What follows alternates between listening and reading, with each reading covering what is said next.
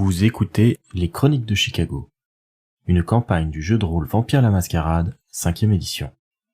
Entrez dans le monde des ténèbres, mais soyez avertis. C'est un univers aussi violent qu'impitoyable, et nos joueurs y incarnent des monstres de la nuit qui pourraient être amenés à commettre de sinistres actions. Ce podcast se destine donc à une audience adulte.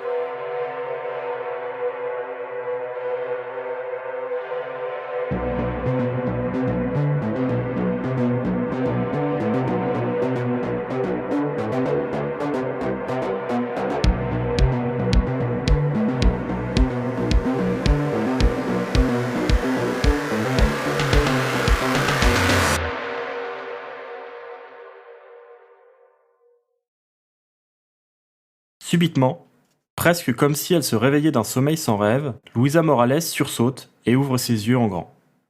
Elle est plongée dans une obscurité presque totale, mais en se redressant et en tâtonnant autour d'elle, Luisa se rend rapidement compte qu'elle se trouve dans une baignoire en fonte. Son esprit est confus, mais des souvenirs lui reviennent par flash. Une morsure, la sensation que son cœur s'arrête, la nuit, puis un goût ferreux, étrangement addictif. Luisa sent qu'en elle, quelque chose ne va pas. Elle ressent comme un incroyable vide qui demande désespérément à être comblé. Luisa a vécu dans la rue pendant des années, et il était rare qu'elle puisse manger à sa faim, mais ce qu'elle ressent là est bien plus profond et déstabilisant. Atlas, c'est toi qui incarnes Luisa, que fais-tu ? Je regarde autour de moi, j'essaie de comprendre où je suis, de voir si je vois quelque chose en fait, tout simplement. Je cherche un repère, je cherche à comprendre, tout simplement. Et potentiellement à trouver quelque chose pour combler cette faim, cette chose au fond de moi qui me tiraille les entrailles. T'essayes de prendre un peu tes repères, t'es dans le noir total. Par contre, tu te rends bien sûr compte que tu te trouves dans une salle de bain, quelque chose comme ça, et tu parviens à t'extirper sans trop de problèmes de la baignoire. Je cherche un interrupteur, de quoi allumer une lumière, parce que je dois pas voir grand-chose. Tu tâtonnes encore à nouveau, et tu parviens à trouver l'interrupteur de l'éclairage. Il y a une lumière froide qui éclaire alors subitement la petite salle de bain. Les murs et le sol sont recouverts d'un carrelage vert pâle dont les joints semblent usés par endroits, mais la pièce semble plutôt propre, en tout cas bien plus que les squats dans lesquels Luisa a pu se retrouver par le passé. Face à elle, il y a un miroir qui lui renvoie sa propre image. À Atlas, à quoi ressemble Luisa et que portait-elle comme vêtements le soir de sa disparition ? Luisa, quand on la croise dans la rue, elle peut un peu impressionner, elle peut un peu faire peur. C'est une femme aux traits très fins. On voit qu'elle a manqué sûrement d'alimentation durant sa jeunesse. Elle a les cheveux très courts, coupés en carré. D'ailleurs, coupés à la va-vite à la main, elle se les coupe elle-même, donc c'est pas très structuré, disons. On voit des traces de décoloration, de coloration par-ci par-là. On sait pas trop actuellement quelle couleur elle porte. Je pense qu'actuellement, ça a quelque chose de reflet bleuté, mais vraiment, c'est pas très clair. Elle a des piercings un peu partout. Elle a les yeux vert clair, dans lesquels on peut se perdre. Et elle est habillée de manière plutôt sobre, ce qui détonne avec le reste de son apparence. Parce que là où elle pourrait avoir une apparence assez punk, finalement, elle est habillée de manière plutôt classe ce soir. Comme si elle était... Enfin, ce soir, aujourd'hui. Je sais pas à quelle heure il est. En tout cas, il était le soir quand elle est sortie comme ça, habillée de manière plutôt bien. Elle a même lâché sa veste de cuir qu'elle porte tout le temps pour mettre une veste de costard. Parce qu'elle emmenait la nuit dernière la femme qu'elle aime au restaurant, en fait, tout simplement, et aller voir une pièce de théâtre improvisée dans un bar qu'elle côtoie toutes les deux. Mais rien ne s'est passé comme prévu, a priori. Et là, ses vêtements sont un peu déchirés, je suppose. Ils sont un peu froissés, mais ce qui attire peut-être le plus son attention, c'est la trace de sang séché au niveau de sa gorge qui paraît un peu surprenante puisqu'il n'y a pas de plaie. Je touche du doigt cette marque. Je sais pas ce qui se passe, je comprends pas. C'est le flou dans ma tête. Mais la première pensée, du coup, en voyant ma tenue dans le miroir, c'est de me dire, mais où est Pilar ? Où est ma femme, en fait ? Et du coup, je sors précipitamment de la salle de bain pour voir où je suis et partir à sa recherche. Parce qu'il n'y a rien d'autre de plus important que ça. Alors, juste au moment où Louisa s'inspecte un petit peu comme ça dans la glace et qu'elle regarde la trace de sang sur sa gorge, elle se rend compte de plusieurs choses tout de même. Déjà, sa peau est bien plus pâle qu'à l'accoutumée et ça lui donne un petit peu un air malade. Ouais. Ça, je pense qu'elle s'en est rendu compte avant, du coup, de se ruer vers la porte. Ok. Mais ça passe en arrière-plan, je pense. Je pense, oui, bien sûr. Elle ouvre la porte d'un coup. Celle-ci n'était pas verrouillée, ni de l'intérieur ni de l'extérieur. Et elle se retrouve dans une chambre de motel un peu vieillotte. Les murs sont couverts de lattes de bois, la moquette verte est usée, et le lit est recouvert d'un drap dont la couleur douteuse se retrouve sur les rideaux qui couvrent entièrement la fenêtre. Ce qui interpelle immédiatement Louisa, c'est plutôt la jeune femme en sous-vêtements qui est en train d'enfiler une chemise rouge avec une espèce de grosse cantine métallique à ses pieds. La jeune femme s'arrête dans son mouvement en voyant la porte s'ouvrir brusquement. Elle a l'air surprise, mais Louisa ne l'est pas moins puisque cette femme, elle la connaît. Elle l'a déjà croisée dans les milieux queer de la ville et elle se rappelle distinctement avoir eu quelques discussions assez intenses au sujet de sa transition de genre avec elle. Mhm. Elle s'appelle Wendy et c'est une femme plutôt séduisante, de taille moyenne, aux cheveux bruns coupés courts et rabattus sur le côté en une ample mèche. Je m'interromps à cette porte, très étonnée, très choquée peut-être de la voir là, surtout d'être dans la même chambre de motel qu'elle, surtout si elle est en train de s'habiller. Wendy ? Qu'est-ce que je fais là ? Qu'est-ce que tu fais là ? Oui, Pilar, qu'est-ce qui s'est passé ? Wendy ne termine même pas de boutonner sa veste et elle se rue au devant de Louisa pour venir la prendre par les mains comme prise par un sentiment d'exaltation. Ah, c'est pas vrai, ça a fonctionné, ça a fini par fonctionner. Je la repousse un peu violemment, en reculant du coup d'un pas dans la salle de bain. De quoi tu parles ? Qu'est-ce qui se passe ? Alors que tu la regardes avec une certaine défiance, tu sens quand même qu'il y a quelque chose d'étrange avec elle. Tu sens comme une profonde familiarité avec elle, une sorte d'inclinaison naturelle que justifie pas forcément les rares interactions que vous avez pu avoir ensemble. C'est vraiment une inclinaison positive qui te positionne plutôt favorablement envers elle. Je secoue la tête et je reprends un peu mes esprits. Enfin, j'essaye et je la dévisage. J'essaye de comprendre déjà d'où ça vient, parce que j'ai pas l'habitude de ce genre de sentiment. Et quoi qu'il arrive, je lui repose ma question, peut-être encore une fois. Qu'est-ce qui s'est passé ? Wendy, où on est ? Explique-moi. Viens t'asseoir, y a beaucoup encaissé, c'est un peu compliqué. J'ai pas le temps de m'asseoir, il faut que j'aille chercher ma femme. Explique-moi vite. Où est Pilar ? J'étais avec elle hier soir. Si je suis là avec toi, qu'est-ce qui s'est passé ? Elle te fixe dans les yeux, et là, c'est comme si les souvenirs de la soirée précédente se réarrangent, et au moins pour un temps, l'idée que Pilar ne soit pas là, qu'il soit arrivé quelque chose à Pilar, va disparaître de l'esprit de Louisa. Mhm.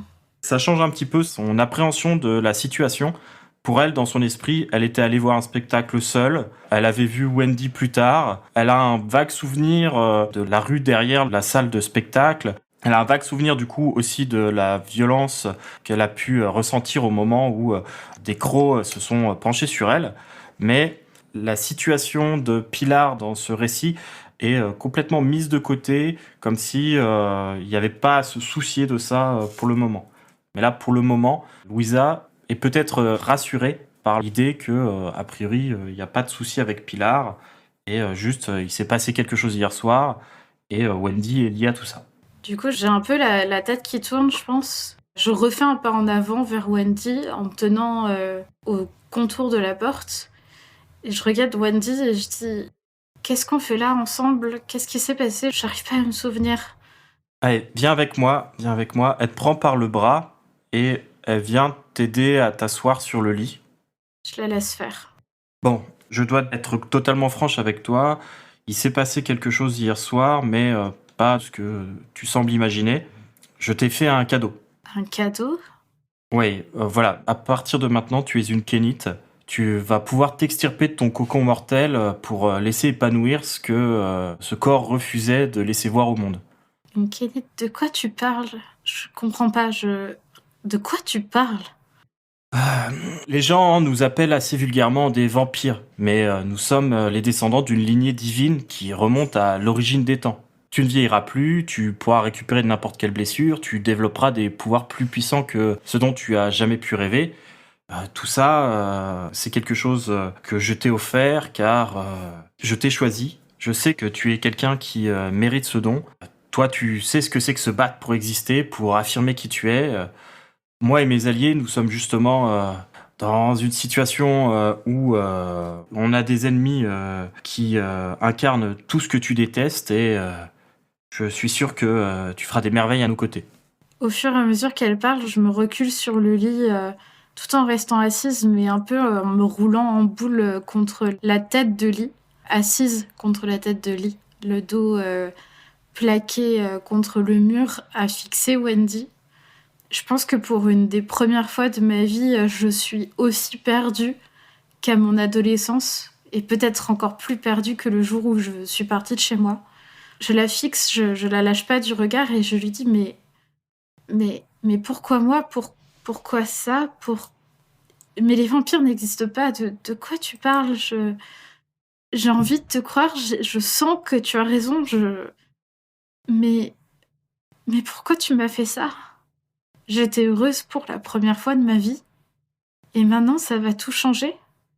Écoute, c'est vrai que ça doit être beaucoup pour toi, mais tu verras, tu me remercieras un jour. En attendant, tu dois mourir de faim. Ça fait plusieurs jours que j'attends que tu te réveilles. Plusieurs jours? J'ai passé plusieurs jours dans cette salle de bain. Oui, c'est pour le moins inhabituel. Au début, j'ai cru que mon sang n'avait pas été suffisamment puissant pour te réveiller. Je suis censée boire du sang? Ton sang? Tu vois que elle porte son avant-bras au niveau de sa bouche et t'entends une déchirure comme si sa peau était percée. Elle finit par révéler la plaie à Louisa pour l'inviter à se nourrir. Je pense que je peux pas m'empêcher de sauter dessus et de boire. C'est très difficile pour toi, effectivement. Je sais ce que c'est que d'avoir faim. Ouais, Et là, la faim est encore plus forte du fait que ce soit du sang et que je sois une vampire. Et que, en plus, j'ai pas mangé même de la nourriture normale, quoi. Donc, tout à fait. Et puis là, en tant que vampire nouvellement étreint, t'as très peu de sang en toi, du fait qu'en plus plusieurs jours ont passé sans que tu te réveilles. Là, tu serais à l'équivalent d'un niveau 4 ou 5, c'est-à-dire que c'est très compliqué pour toi de te contrôler à la vue du sang. C'est quelque chose que tu as du mal à gérer et tu sens vraiment que en toi, il y a cette bête qui a faim, qui a soif, qui t'accompagne et en même temps presque prend les rênes quand tu ne fais pas attention à la contrôler. je me rapproche du coup de Wendy précipitamment et je vais m'abreuver de son sang à son bras sans réfléchir, quitte à peut-être même aggraver un peu plus sa plaie que prévu. Je pense que du coup, instinctivement, Louisa va produire ses crocs. C'est ce que je pensais. Quelque chose dont elle va se rendre compte au moment où ils vont pénétrer la chair de Wendy. Et elle va commencer à se nourrir à ce sang qui est un sang de vampire, du coup, pas un sang de mortel. Ce qui fait que c'est une expérience très intense. Le sang de vampire, c'est quelque chose qui est vraiment prodigieusement délicieux pour un autre vampire. Ce qui fait aussi que les vampires deviennent parfois les proies de leurs semblables. Et elle sent que cette faim qui l'a perturbée depuis tout à l'heure diminue à mesure qu'elle prend des gorgées de ce sang épais. Et elle se sent particulièrement bien au moment où elle finit par lâcher l'avant-bras. Je me sens, ouais, presque, je pense, un peu high. Enfin, de ce que tu me décris. Je pense que ça peut être un peu l'expérience. Et du coup, je recule un peu à la fois pleine de contradictions. Et je pense que ça se voit et que Wendy le sent. À la fois dégoûtée de ce que je viens de faire et ayant très envie de recommencer, quoi. De regoûter de nouveau à un sang aussi bon et de ressentir de nouveau cette exaltation. Wendy va porter à nouveau son avant-bras à sa bouche. Et là, avec un simple mouvement de la langue, elle va lécher la plaie qui va se refermer entièrement. Bon, ça a l'air d'aller un peu mieux, mais je crois qu'on n'échappera pas à une petite chasse ce soir. Écoute, reste ici, je vais essayer de nous trouver quelqu'un. Et elle part. Elle va terminer de mettre sa tenue, du coup, parce qu'elle était toujours en sous-vêtements avec juste sa chemise rouge. Et elle va finir de mettre l'espèce de tailleur type femme d'affaires un peu strict qu'elle avait posé sur le lit. Elle va mettre sa tenue, s'assurer que Louisa est à peu près calmée, ouais. Pour l'instant, je suis toujours assise sur le lit, un peu roulée en boule, à regarder Wendy s'affairer. Wendy, elle a un sourire assez confiant sur les lèvres. On voit que c'est une femme qui a plutôt l'habitude d'être dans le contrôle. Elle finit de se préparer, elle adresse un nouveau sourire à Louisa et dit je ne devrais pas être longue, ne bouge pas d'ici. Et elle va sortir de la chambre de motel. Louisa va entendre le verrou se mettre à la porte. Ok, je vais compter les secondes, les minutes. Et au bout de 5 minutes après le départ de Wendy, je vais pousser par mon incapacité à respecter le moindre ordre et poussé par ma crainte, par tout ça. Enfin, c'est beaucoup trop de changements et j'ai besoin de partir. Je ressens une profonde pulsion à m'enfuir d'ici et je sens que si je reste là, je vais en plus tomber sous le contrôle de Wendy. Enfin, je sais pas, il y a plein de choses qui se mélangent dans ma tête. Pas tant de tout ce qui est vampirique, mais vraiment purement de ce qui vient de ma personnalité. Je pense que la prise de conscience aussi, que ça fait plusieurs jours qu'elle est là, peut peut-être jouer. Ouais, carrément. Et je sais que je dois partir d'ici et que je dois, enfin ouais, il faut que je parte. Je dois partir parce que c'est pas moi d'attendre comme un petit agneau qu'on me ramène quelque chose à manger.